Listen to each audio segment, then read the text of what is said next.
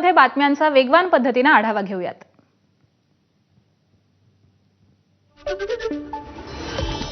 आगामी स्थानिक स्वराज्य संस्था निवडणुकांआधी महायुतीतच कमालीची धुसफूस सुरू झाली आहे। राज्यातल्या अनेक जिल्ह्यांमध्ये निवडणुकांच्या पार्श्वभूमीवरती युतीबाबत शिवसेनेत काहीसा विरोध दिसतोय। स्थानिक स्वराज्य संस्था आणि पालिका निवडणुकांच्या पार्श्वभूमीवरती शिवसेनेकडून जिल्हा स्तरावरती आढावा बैठकांमधून हा विरोध प्रामुख्याने दिसतोय। बैठकांमध्ये भाजपकडून होणाऱ्या त्रासामुळे युतीबाबत सेनेतील नेत्यांमध्ये मतमतांतर दिसतात। अनेक ठिकाणी भाजप नेत्यांकडून डिवचण्याचे प्रकार सुरू असल्यामुळे शिवसेनेत देखील स्वबळाचे नारे हे आता जोर धरू लागलेत। जिल्हानिहाय बैठकांमधील अहवालानंतर युतीबाबतचा निर्णय हा मुख्यमंत्र्यांच्या सूचनेनंतर होईल अशी माहिती आता सूत्रांनी दिली आहे।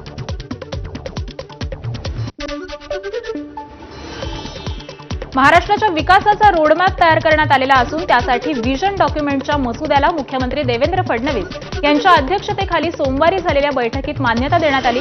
राज्य मंत्रिमंडळाच्या मान्यतेनंतर ते लागू होतील आणि त्यानुसारच विविध विभागांसाठीची आर्थिक तरतूद केली जाणार आहे। अनुसूचित जाती आणि जमातींसाठी संविधानिक चौकटीनुसार जो निधी खर्च करणं अनिवार्य असतं त्यावर कोणतेही गदा येणार नाही। कासाच्या परंपरागत संकल्पनांना मूठमाती देत जगाशी स्पर्धा करू शकतील आणि भारताच्या विकासात मोलाच्या ठरतील अशा संकल्पनांना मूर्त रूप दिलं जाणार आहे। त्यासाठी विविध विभागांना निधी देखील दिला जाईल। या मसुद्यात 2029, 2035 आणि 2047 या 3 टप्प्यातील विकसित महाराष्ट्राचं ध्येय गाठण्याचा रोडमॅप दिलाय।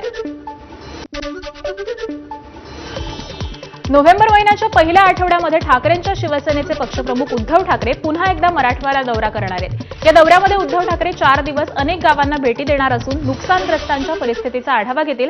गेल्या काही दिवसांपासून मराठवाड्यामध्ये ढगफुटी सदृश पावसामुळे प्रचंड नुकसान झालंय। त्यानंतर सरकारनं नुकसानग्रस्तांसाठी काही लाखांचं पॅकेज जाहीर केलं आणि दिवाळीपूर्वी नागरिकांच्या खात्यामध्ये पैसे जमा होणार असल्याचं आश्वासन देखील दिलं होतं। या आश्वासनांची पूर्तता किती प्रमाणात झाली आहे याचाच आढावा घेण्यासाठी उद्धव ठाकरे पुन्हा एकदा मराठवाडा दौरा करणार आहेत। मराठवाडा विभागामध्ये अतिवृष्टीमुळे 2 ते 3 हेक्टरचं नुकसान झालेल्या शेतकऱ्यांना सरकारनं मदत निधी मंजूर केलाय।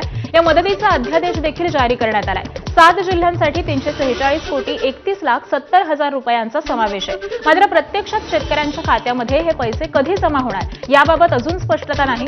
जून ते सप्टेंबर दरम्यान झालेल्या नुकसानापोटी मदत निधी शासनानं मंजूर केलेला आहे। 3,58,612 शेतकऱ्यांच्या 3,88,000 हेक्टरवरील नुकसानासाठी ही मदत आहे। मात्र दिवाळीनंतरच शेतकऱ्यांच्या खात्यामध्ये हे पैसे येतील अशी शक्यता आहे। कापूस खरेदीसाठी केंद्रीय वस्त्रोद्योग मंत्रालयानं महाराष्ट्र राज्य कापूस पणन महासंघाला परवानगी दिली आहे। या निर्णयामुळे भारतीय कापूस महामंडळ आणि पणन महासंघ लवकरच करार करणार आहे। सध्या पणन महासंघाकडे निधीची कमतरता असल्यामुळे महासंघाचे अध्यक्ष आणि उपाध्यक्षांनी मुख्यमंत्र्यांची भेट घेऊन मदतीची मागणी केली आहे। यावरती सकारात्मक प्रतिसाद मिळाल्याची माहिती आहे। या हालचालींमुळे दिवाळीनंतर कापूस खरेदीला मुहूर्त मिळण्याची शक्यता आहे। आमदाराला मारा कापा बोलले तर राग येतो, रोज शेतकरी मरतोय त्याचा राग का येत नाही? माजी आमदार बच्चू कडूंनी विरोधकांना सवाल केलाय। एकीकडे पंजाबच्या शेतकऱ्यांचे 90% हमीभावाने माल खरेदी होतो आणि आपल्या शेतकऱ्यांना 3,000 सोयाबीन आणि 6,000 कापूस विकावा लागतोय। सोपायचं नाही तर पूजा करायची का? वेळ आली तर मीच सोपतो असं कडूंनी म्हटलेलं आहे।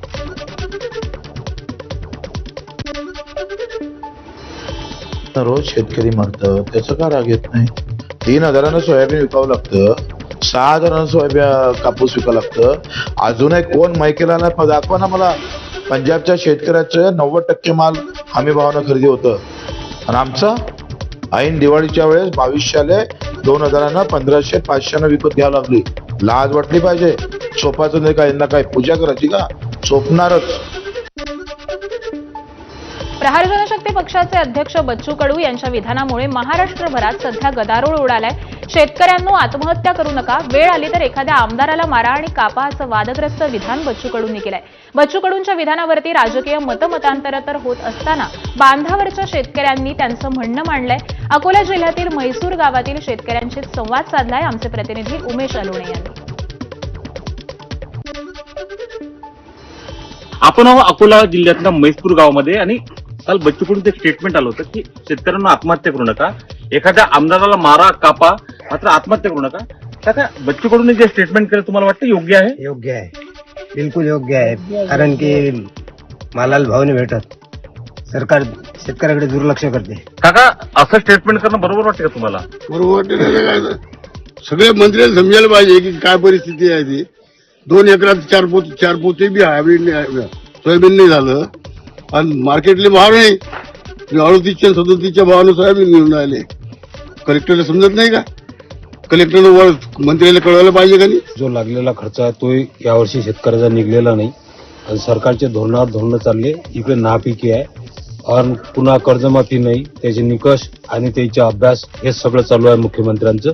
त्यामुळे बच्चू कडू जे बोलून राहिले ते बरोबर आहे. बच्चू कडू हे शेतकऱ्यासाठी एकदम खरोखर टोकाची भूमिका घेऊन बोलतात आणि शेतकऱ्यासाठी बोलतात. दुसरं कोणी शेतकऱ्यासाठी बोलत नाही. आणि आजची परिस्थिती जर पाहिली तर एकरी 3 क्विंटल सोयाबीन होऊन राहिलं. मुख्यमंत्री साहेबांनी नाफेडची खरेदी बंद आहे, हमी भाव नाही. त्याच्यामुळे ते जे बोलले, त्यांनी जे विधान केलं हे अगदी 100% बरोबरच आहे. आमचा आवाज ते उठून राहिले, दुसरं कोणी उठून नाही राहिलं. यांना समजत नाही का, हे दिसत नाही का, हे काय परिस्थिती आहे. यांचे अभ्यास निकष दौरे अभ्यास करतो ते असंच चालू आहे. बच्चू भाऊची भाषा एकदम बरोबर आहे. फक्त शेतकऱ्यासाठी आतापर्यंत जे लढत आले ते आहेत फक्त बच्चू भाऊ. आज रोजी बच्चू भाऊच्या मागे सर्व जर कास्तकार उभे राहिले तर शेतकऱ्याला न्याय मिळाल्याशिवाय राहणार नाही, नक्की आहे. उमेश सोलोने, एबीपी माझा, म्हैसपूर, अकोला.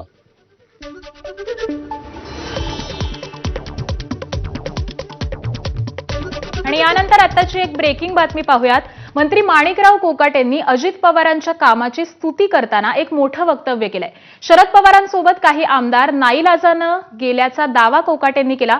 तर आता 42 आमदार असले तरी जवळपास 50 आमदार अजित पवारांच्या विचाराचे असल्याचं माणिकराव कोकाटेंनी सांगितलंय. अजित पवारांच्या नेतृत्वाचं महत्त्व राष्ट्रवादीच्या सर्व आमदारांना कळलेलं असून मतदारसंघातील विकासासाठी अजित पवारांशिवाय पर्याय नसल्याचं कोकाटेंनी म्हटलंय.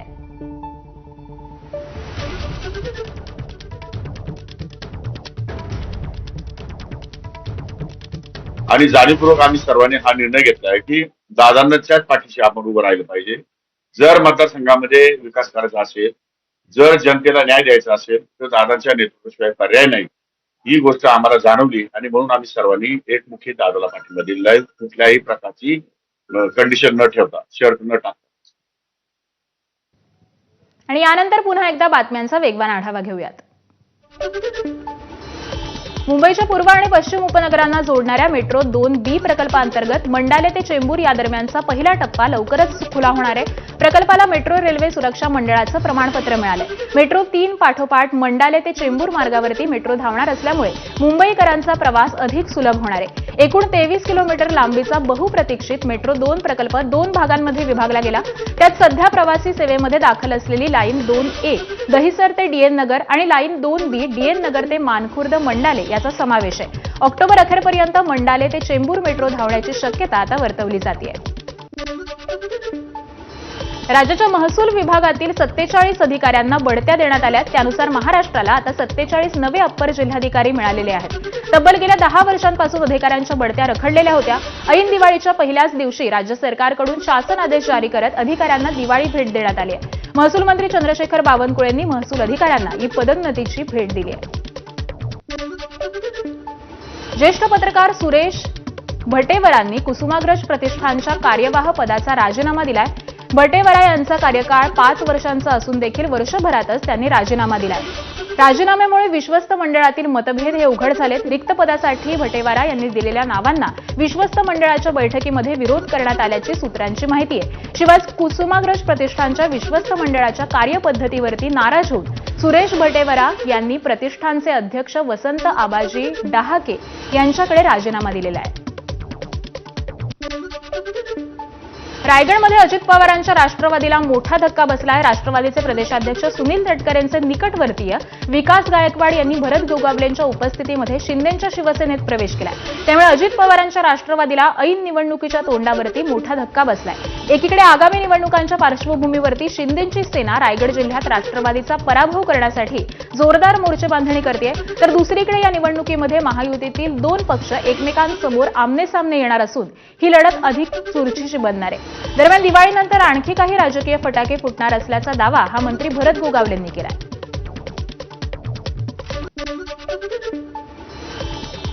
सोलापुरात मिशन लोटस जोरदार सुरू असताना ठाकरेंच्या शिवसेनेचे माजी आमदार दीपक साळुंखे पाटील हे भाजपमध्ये प्रवेश करणार असल्याचं जवळपास निश्चित झालंय. शासन निधीचा अपहार, बेकायदेशीर कर्ज आणि खोट्या कागदपत्रांसह कोट्यावधींचा अवैध व्यवहार केल्यानं भाजपचे माजी जिल्हाध्यक्ष श्रीकांत देशमुख यांनी दीपक साळुंखेंच्या प्रवेशाला मात्र विरोध केलाय. हे घोटाळ्याची मालिका करणारा माणूस जर भाजपमध्ये आला तर त्या ठिकाणी उद्या आरोप होणार आहेत पक्षावर की या ठिकाणी वॉशिंग मशीन वगैरे हे ते म्हणण्यापेक्षा अगोदरच आपण त्यांच्या कानापर्यंत पोहोचवलं पाहिजे. याच्यासाठी ह्या तक्रारी माझ्या अगोदर वर्षापासून चालू आहेत. हे काय आज केलेल्या तक्रारी नाहीत आणि याच्या चौकशी स्तरावर आहेत. नवी मुंबईतील कामोठे आंबे श्रद्धा सहकारी सोसायटीमध्ये आग लागली. आगीमध्ये दोघा मायलेकांचा मृत्यू झालाय. इमारतीतील दुसऱ्या मजल्यावरील घराला अचानक आग लागली. सिलेंडरच्या स्फोटामुळे आग लागल्याचा प्राथमिक अंदाज आहे.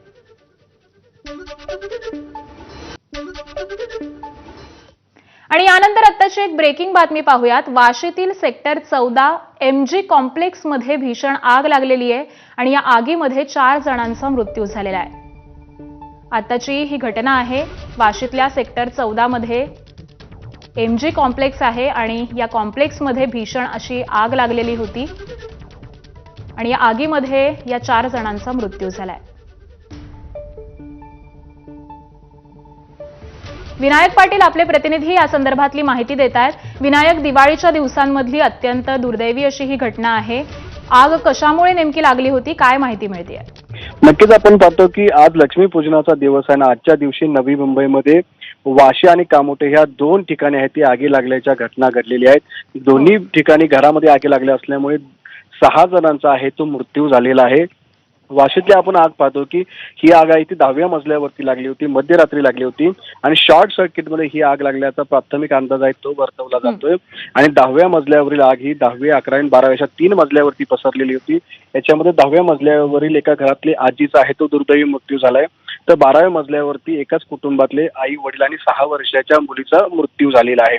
दुसरीकडे कामोठेमध्ये जर पाहिलं तर आपण एका आईचा आणि मुलीचा सुद्धा मृत्यू झालाय. त्यामुळे आपण पाहतो की ऐन दिवाळी दिवशी आहे ते 2 वेगवेगळ्या घटनांमध्ये 6 जणांचा आहे तो धक्कादायकरीत्या आगीमध्ये मृत्यू झाल्याचं आपल्याला पाहायला मिळते. त्यामुळे फटाके असतील किंवा सिलेंडर असतील, घरामध्ये जे लाइटिंग आपण लावलेले आहे दिवाळीच्या निमित्ताने त्याची आता खबरदारी घेण्याची वेळ आली आहे की काय, अशा प्रकारचा आता या ठिकाणी प्रश्न उपस्थित होतोय. त्यामुळे अग्निशमन विभागाकडून सुद्धा आता त्या संदर्भातले आहेत ते गाईडलाईन्स सांगितल्या जात आहेत. नक्कीच. धन्यवाद विनायक माहितीसाठी. आणि यानंतर पुन्हा एकदा बातम्यांचा वेगवान आढावा घेऊयात. दिवाळीनिमित्त मध्य प्रदेशातील देवास इथल्या योगमाया लक्ष्मी मंदिरामध्ये एक अनोखा देखावा पाहायला मिळाला. देवी लक्ष्मीला आकर्षक चलनी नोटांनी सजवण्यात आलेलं होतं. मंदिर 10, 20, 50, 100, 200 आणि 500 रुपयांच्या नोटांनी सजवण्यात आलेलं होतं. मंदिराला नोटांनी सजवण्यासाठी 10 दिवसांपेक्षा जास्त वेळ लागल्याची माहिती आहे. दिवाळीनिमित्त वाराणसीमध्ये गंगा आरती दरम्यान घाट 1101 दिव्यांनी सजवण्यात आलं. दिवाळीच्या वैभवानं प्रकाशित झालेल्या गंगा घाटावरची आरती देखील खास होती. दिवाळीच्या संध्याकाळी हजारो लोक गंगा आरतीमध्ये सहभागी होण्यासाठी जमले होते.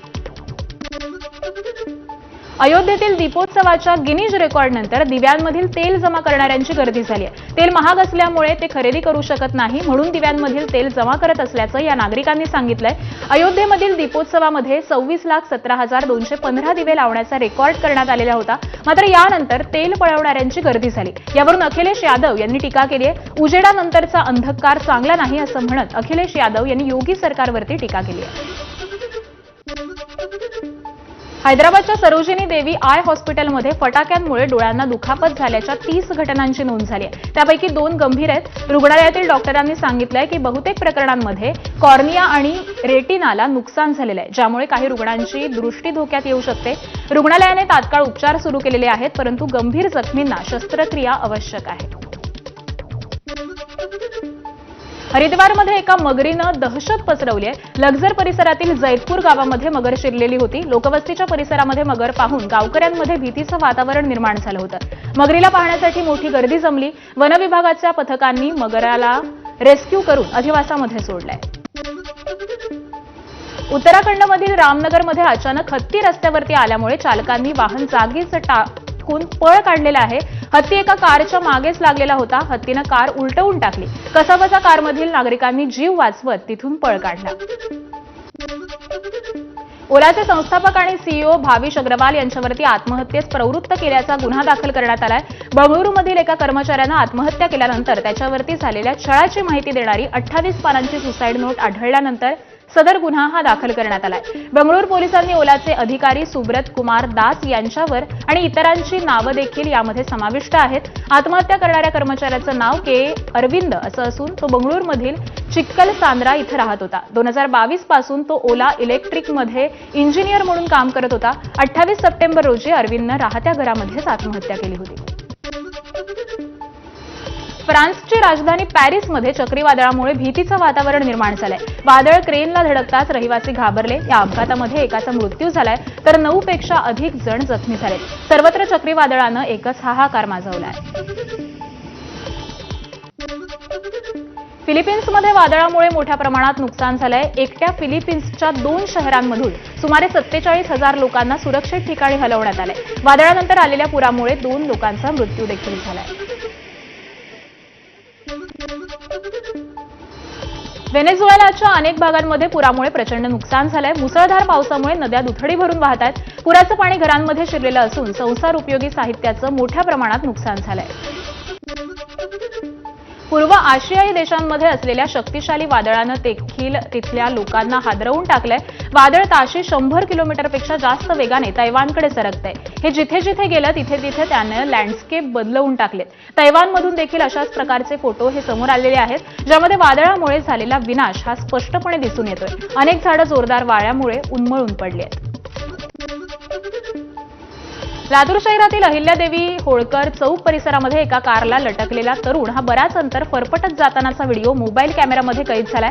या घटनेनं शहरामध्ये खळबळ उडालेली होती. ही कार कोण चालवत होता आणि कारला लटकलेला तरुण नेमका कोण होता याबाबत अद्यापही कोणतीही अधिकृत माहिती समोर आलेली नाही. पोलिसांनी या घटनेची दखल घेतलेली असून तपास सुरू आहे. तुळजाभवानी देवीच्या मंदिरामध्ये अश्विन अमावस्येला भेंडोळी उत्सव साजरा करण्यात आला. आज राजा उदो उदो आणि भैरवनाथ चांगबल या जयघोषानं अग्नीचा लोळ अंगाखांद्यावरून नेण्याचा थरार हा सुमारे 1.5 तास रंगलेला होता. भेंडोळी उत्सव उत्तरेला काशी आणि दक्षिणेमध्ये तुळजापूर इथंच फक्त साजरा होतो. आगीच्या ज्वालेसह एका छोट्याशा रस्त्यावरून भेंडोळी घेऊन देवीच्या मंदिरामध्ये जाणं हा एक थरारक अनुभव असतो. भेंडोळी प्रज्वलनानंतर कालभैरव मंदिरापासून तुळजाभवानीच्या देवीच्या मंदिरामध्ये आणलं जातं. नंतर देवीला पदस्पर्श करून मंदिराला प्रदक्षिणा करून वेशीबाहेर ही भेंडोळी सोडली जाते. खासदार कंगना रनौत यांनी दिवाळी साजरी केली आहे. कंगना रनौत यांनी घरी मिठाई वाटली आणि तिच्या कुटुंब आणि मित्रांसोबत दिवाळीचा आनंद लुटला. कंगना यांनी सोशल मीडियावरती हा आनंद आणि समृद्धीच्या शुभेच्छा दिल्या.